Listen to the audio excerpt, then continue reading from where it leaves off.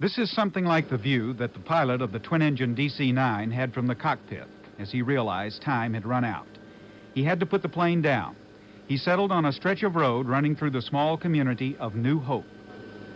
But the road wasn't wide enough, and for most of the passengers, there was no hope left. The wing of the plane sheared off utility poles and hit a small grocery store. The store was demolished, along with several cars parked outside. A family of 7 died in one of the cars. The plane bounced down the road, finally coming to a stop in a clump of pines where it exploded into flames. Both the pilot and co-pilot were killed. Only a few got out alive. Was maneuvering that plane up to, without stalling the plane and crashing it. He actually landed the plane into the road as best as any pilot possibly could.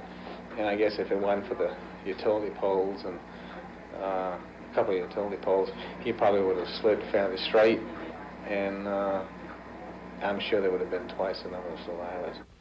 One of the survivors is Don Foster, a licensed pilot. He believes the engines were drowned out by a violent hailstorm.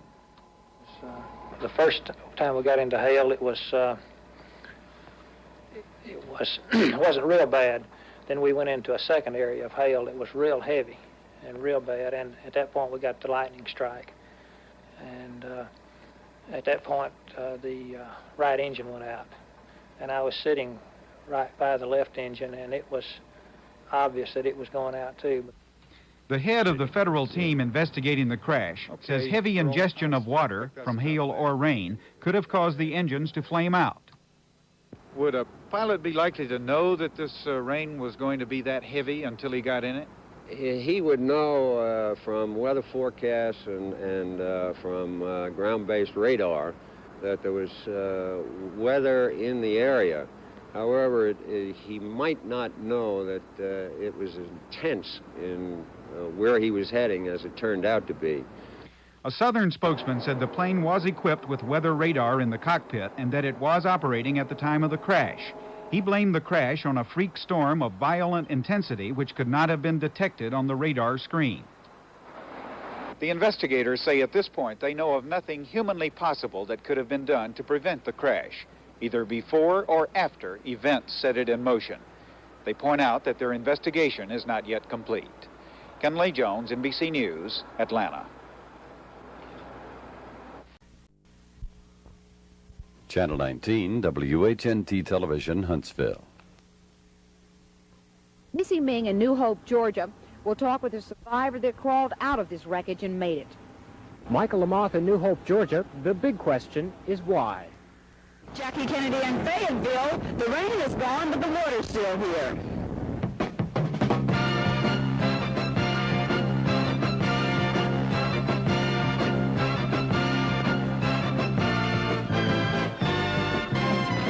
From Huntsville, the news station presents Action News 19, a complete report of this day throughout the Tennessee Valley.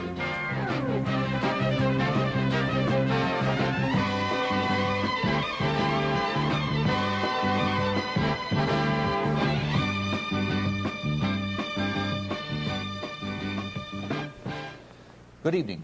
Port Harris is sitting in for Missy Ming this evening, who is helping in the preparation of the Action News 19 special at 6:30, Disaster at New Hope, Georgia. The death toll from yesterday's Southern Airways Flight 242 has now reached 68. The latest fatality is 50-year-old Glenn Bradley of Richmond, Virginia. In the meantime, federal investigators said today they believe the pilot of the Southern plane, Captain William McKenzie, was trying to land the aircraft when the crash occurred. Preliminary review of the wreckage indicated the plane's landing gear was down with the flaps in a landing configuration.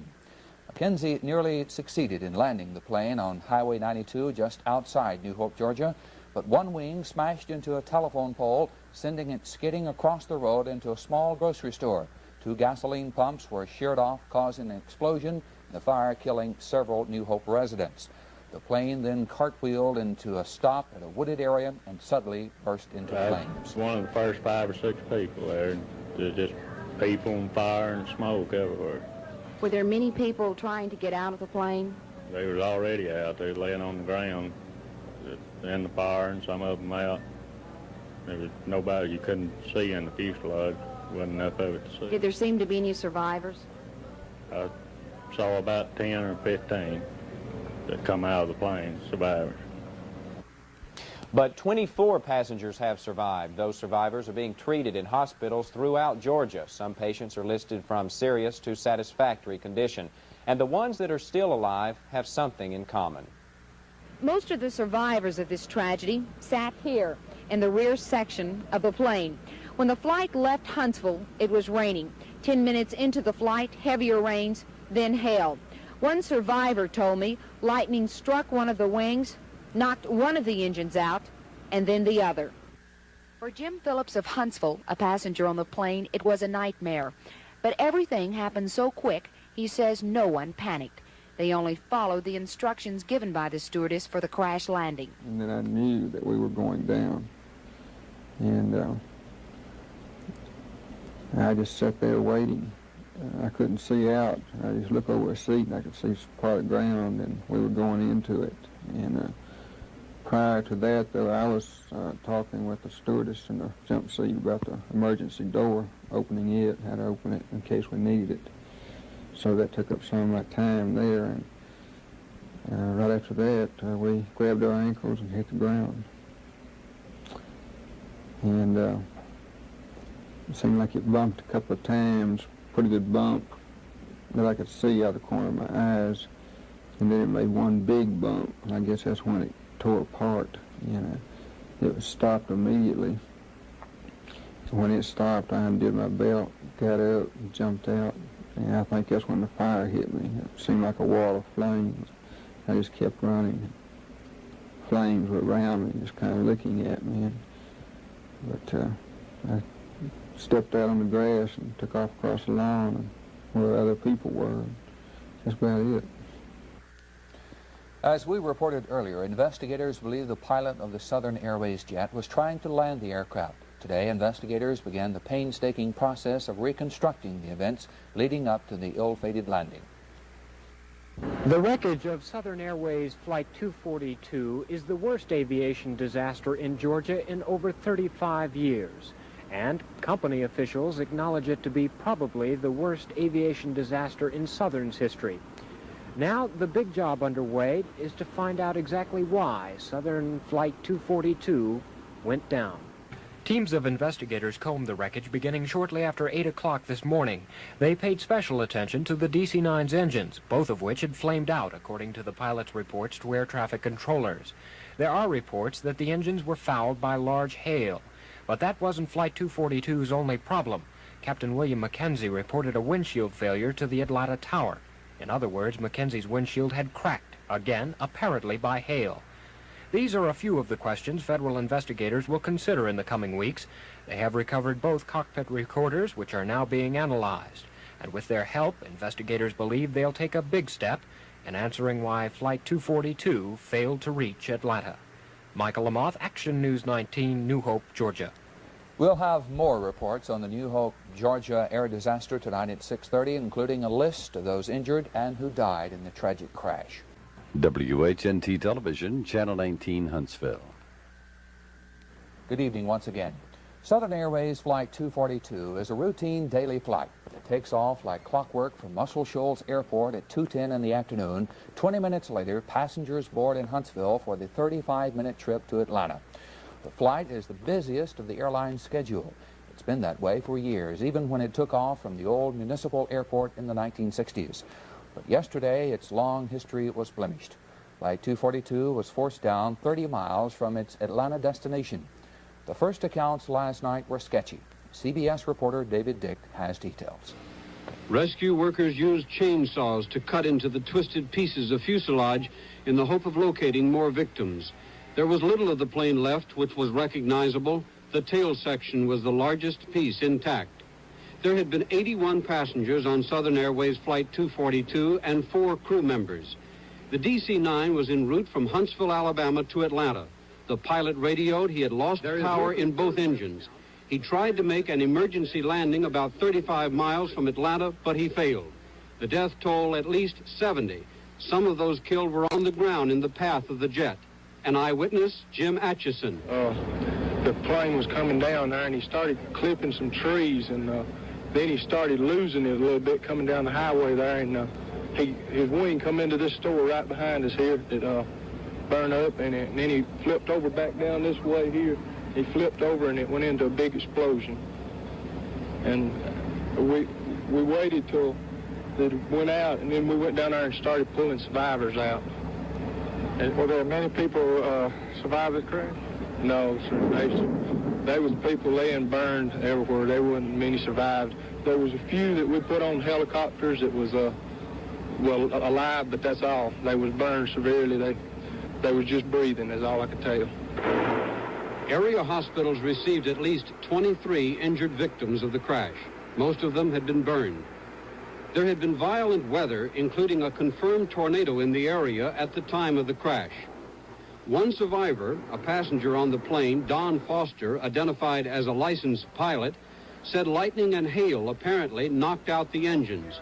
There had been golf ball-size hail reported in the area, as well as the tornadoes. Foster was quoted as saying when the hail was at its worst, lightning struck the left wingtip. He said he believed that hail being ingested into the engine is what really brought it down. The pilot first attempted to make an emergency landing at Dobbins Air Force Base. Then he tried to put the jet down on a highway, but the plane crashed and there was a huge explosion. David Dick, CBS News, Atlanta. Shortly after 6 p.m., two of our reporters, Missy Ming and Michael Lamothe, along with photographer Keith Lohorn, went to the air disaster site in Dallas, Georgia. And Missy, it was quite a sight, I'm sure, and you brought back a lot of film and information. Could you tell us about it? It was a bad sight. Mike can swear to that. Keith can swear to that. We got there, I guess, about midnight. Many of the debris was there. There were large crews cleaning up the area. There were many people around the roped-in area. There were many law enforcement officials, I would say at least 200. The Georgia State Patrol immediately came in and set up a field office there, enforced by county officials from around the area. Mike? Well, as Missy pointed out, it was 1 a.m. or just after midnight when we got there, but you wouldn't have been able to tell it by the activity going on. It was just buzzing with activity, people walking all over the place trying to protect the wreckage so that investigators would be able to pull it out. And for the next 4 hours, we put together a lot of film and some stories and rushed them to Atlanta for our new news today. When most were thrown clear, perhaps 15 or 20 of them were moving about when the first help arrived, and that help arrived quickly.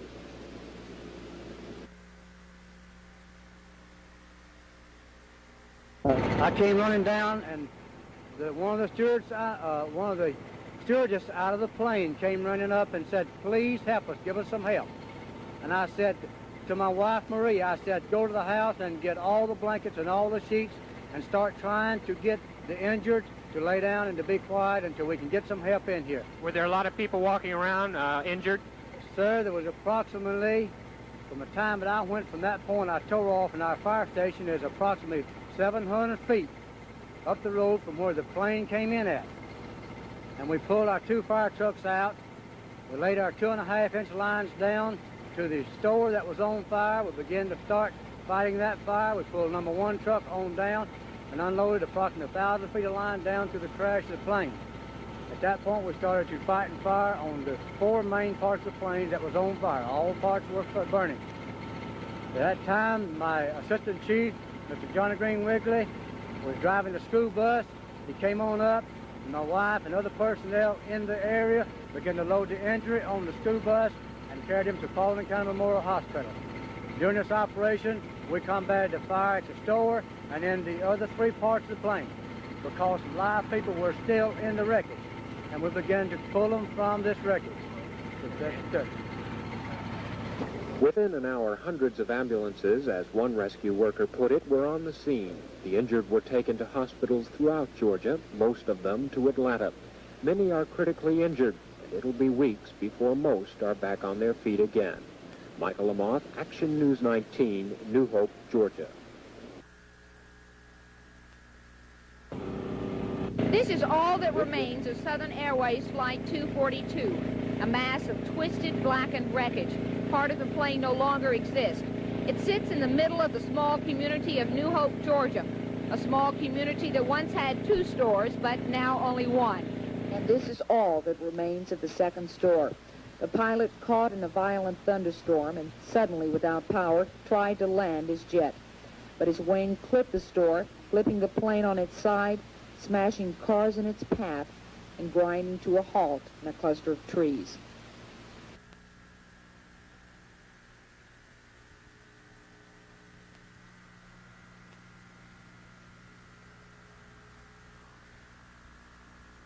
I was one of the first 5 or 6 people there. There's just people and fire and smoke everywhere. Were there many people trying to get out of the plane?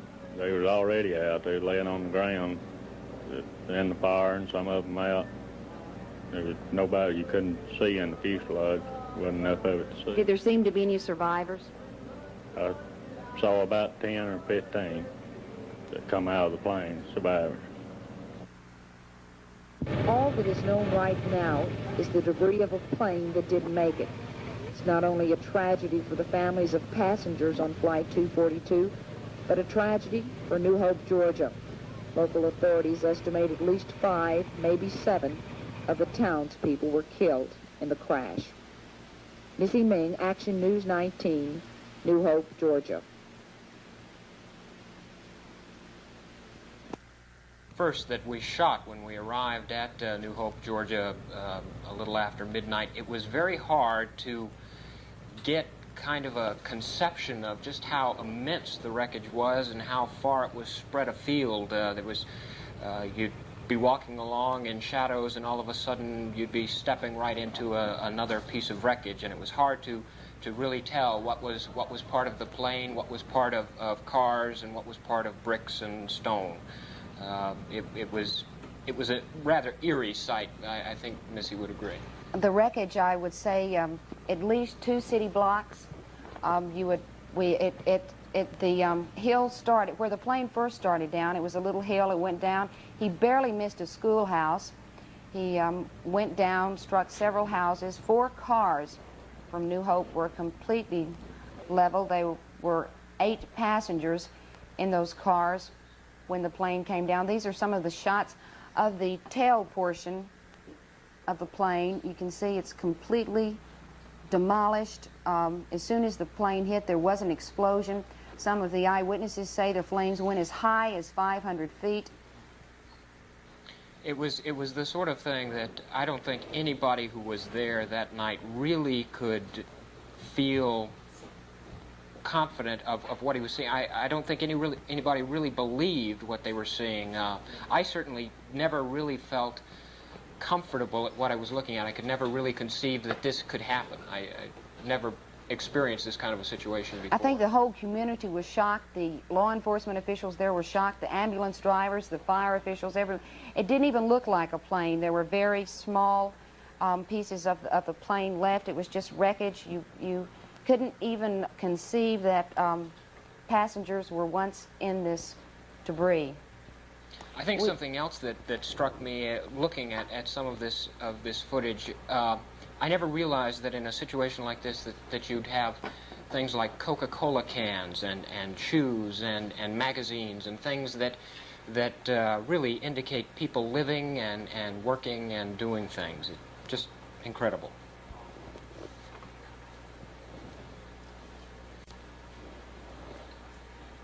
These again are some of the scenes of the cars. This is one of the officials looking at the cars. We were very amazed at the help that we got from all of the officials there. They took us in behind the ropes, gave us great leaves. The commandant of the Georgia State Patrol was very helpful. He gave us interviews, gave us coffee, helped us in any way that he could. He said that he talked with us in the wee hours of the morning, saying that rescue teams were still going to work into the night. The commandant of the Georgia State Patrol. Local law enforcement agencies surrounding this county, the enforcement agencies of Paulding County, of which the crash site is, and Georgia State Patrol personnel in the area now. Sir, will you continue later today to look through the wreckage for possibly more bodies? Yes, ma'am, we will be continuing the rescue efforts and going through the debris and assisting the other two agencies.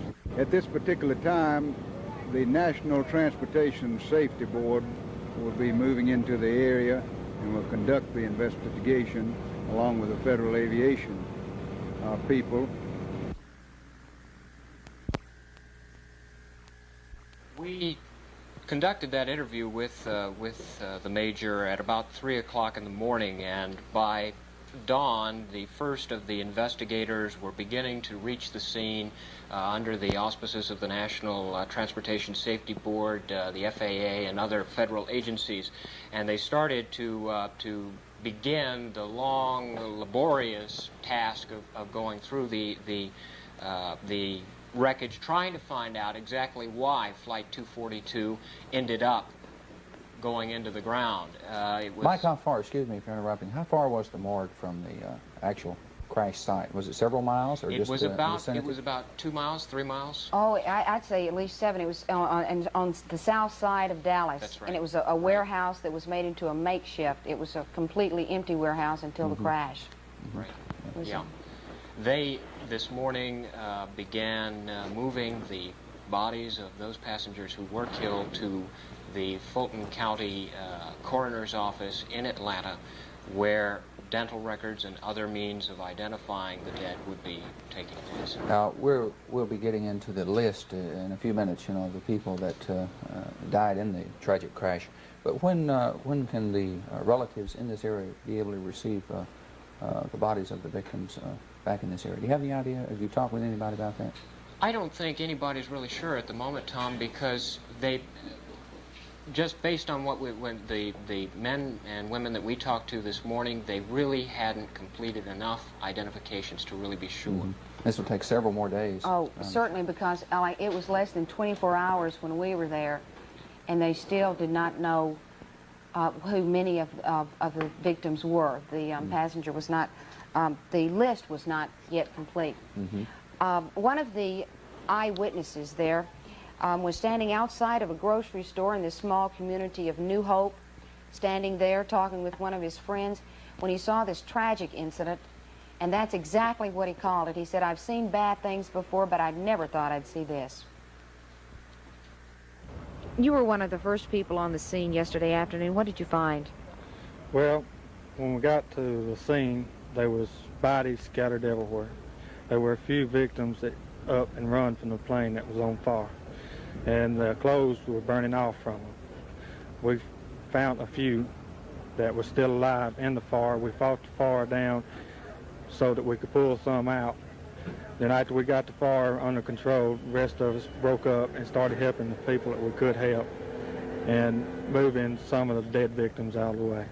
Would you say this is one of the worst things you've ever seen? It's one of the worst tragedies I've ever seen. I thought I'd seen everything, but this is bad. Do you think the pilot was trying to make a safe landing even though he skidded down the middle of town? Yes, the pilot was trying his best to make a safe landing. The way he showed with the plane, he was trying to stay right in the road and to stay out of the houses and what he could around here. But the pilot, I gotta say, did a good job of controlling the plane after touching down. Did it just come down through this main street? He come down up yonder, was going to try to land the plane, it looked like, on the road. He touched down one time and bounced back up and caught some telephone poles. Then he come down again on his nose and started sliding until he hit the store down there. Then he went end over end and tumbled in down, and it exploded. Fire went maybe 300 feet high in there.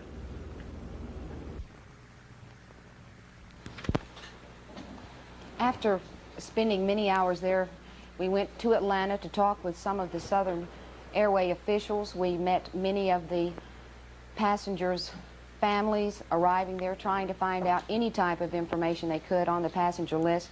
Then we returned back to the site. Many of the crews returned. Well, they stayed all night. They came back out again looking at that wreckage. We'll take a look at some more of that film now. This, Tom, is the warehouse where the bodies were temporarily being stored. We were permitted inside, however, we did not film any of that. It was such a tragic, terrible sight. One of the things about this sort of a thing is that I think all of the reporters there were trying to, while we do have an obligation to get a story here, we're not interested in sensationalizing a very sad situation. And everybody that was out there... The gore is there. You don't have to sensationalize it at all. The weather today was in marked contrast to yesterday's warm, tornado-like weather when the plane finally crashed. Late afternoon, there was rain, there was reports of hail, and overnight it was even warm, but this morning it was cold. It was very cold. Very cold. The Salvation Army was there with a makeshift coffee and sandwich and donuts for all of us. But it was a really, the wind was very strong. It was very cold.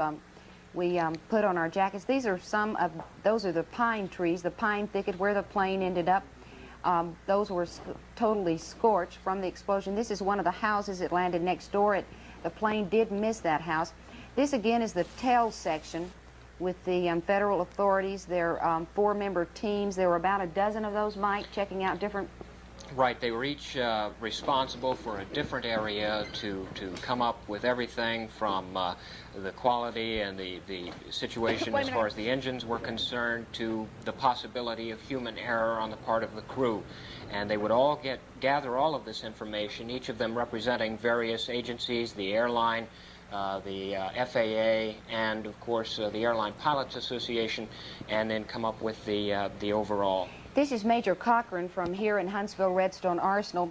About 10, a dozen, several of the passengers on this plane were, of course, from Redstone, from the MICOM school, from the Missile Command School. Cochran was there checking on anything he could. He talked with many of the survivors. There were, what, Mike, at least 4 that I know of, 4 or 5 from Redstone. And he was there trying to get any information that he could and be of any service to those men who were and service injured. To us. Right, and service to us. And service to us. Altogether, it's a different perception in daylight. You begin to really realize just how enormous the destruction really was. And of course, everybody was there to see it in daylight. There was a continuous crowd of people from around the area that came in. However, it was roped off. They were not allowed to get into the actual area. They just watched.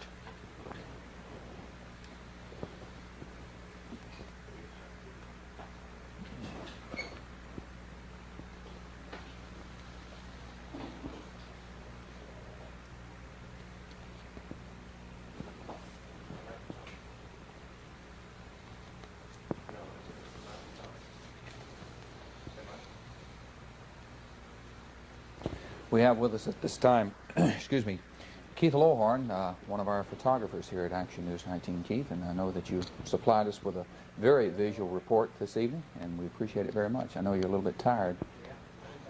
You'll barely be able to focus for long right now. Stayed up all night. Good job. Well done. Missy, I think you also talked with some of the survivors on the air crash. Right. I don't want to say I talked with some. I was able to find one. We called many of the area hospitals in Atlanta.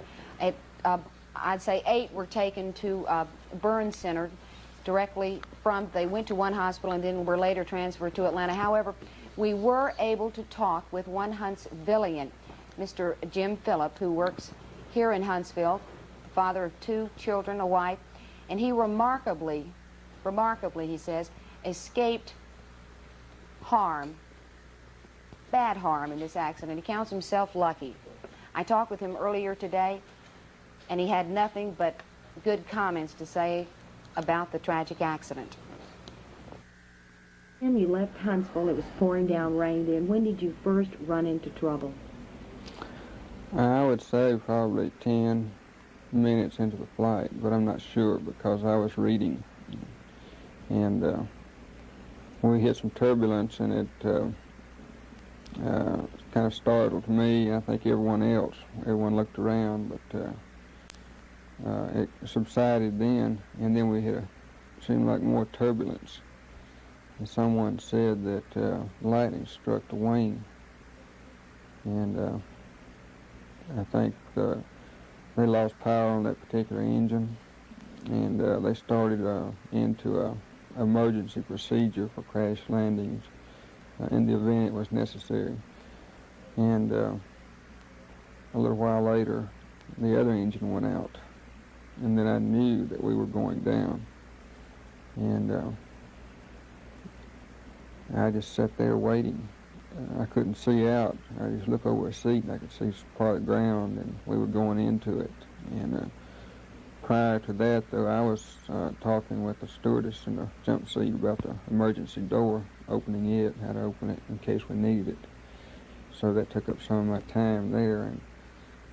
And right after that, we grabbed our ankles and hit the ground. And it seemed like it bumped a couple of times, pretty good bump that I could see out the corner of my eyes. And then it made one big bump, and I guess that's when it tore apart. It was stopped immediately. When it stopped, I undid my belt, got up, and jumped out. And I think that's when the fire hit me. It seemed like a wall of flames. I just kept running. Flames were around me, just kind of licking at me. But I stepped out on the grass and took off across the lawn and where other people were. That's about it. Would you say this is the worst experience you've ever been through? I believe it is. What were your last thoughts? You said you were busy talking with the stewardess about emergency exits. What went through your mind? Well, nothing particular went through my mind. I didn't start thinking about it. I was scared, but it was more a state of unreal, you know, like a dream maybe. And everyone was quiet. There was no panic. The stewardess did their job real well. And, everyone was just waiting. And that's what I was doing. I was just looking and seeing when I was going to hit the ground. I was waiting. Do you count yourself lucky since you were in the rear of the plane? Yes, extremely.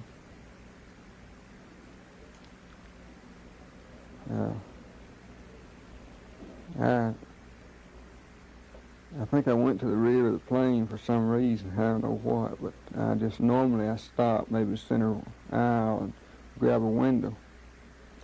But this particular time I just kept walking to the rear seat as far back as I could go. And that's where I stopped. And that's where most of the survivors were? Right. The survivors I counted, or that I could see and recognize, were the ones that were immediately around me. Can you put on your light, please? And the others, I don't remember seeing anyone else that was farther up in the plane, but I understand the other stewardess got out. I'm not sure, though. There were 81 passengers and a crew of 4 aboard Flight 242 that originated in Muscle Shoals and on to Huntsville, and the final destination was to be Atlanta. We now have a listing of those injured in the crash, and then we'll go to the casualty list and then the unknown list. William Darby, critical condition, and you can read them as fast as I can. Johnson and Lavender, critical and good. 𝗦cije𝘂𝗁𝗵𝗏 and Private J. Magnell, both these people are from Huntsville, you understand. Sebastian and Collier, 2 Army personnel. Twist and Foster, satisfactory and not too serious. Sindoff, not too serious. Jim Phillips, satisfactory, who was the gentleman that Missy talked with earlier. R.E. Reams, treated and released. Edward Brock, satisfactory condition. Bryant, not too serious. Lee Quick, serious condition. And now we have a list of the casualties, and some of those are from the Huntsville area as well as the Muscle Shoals area. We'll now go to that listing. Coming up is the casualty list. Have that in just one moment. As we mentioned, there were 81 passengers and a crew of 4. The latest fatality list, I think it's 68 dead. Smith, Griffin, 𝗵𝗵𝗵𝗵𝗁, Kilgore. This is the Rogers, 𝗬𝗏𝗏, Forte, I believe it is, Bradley.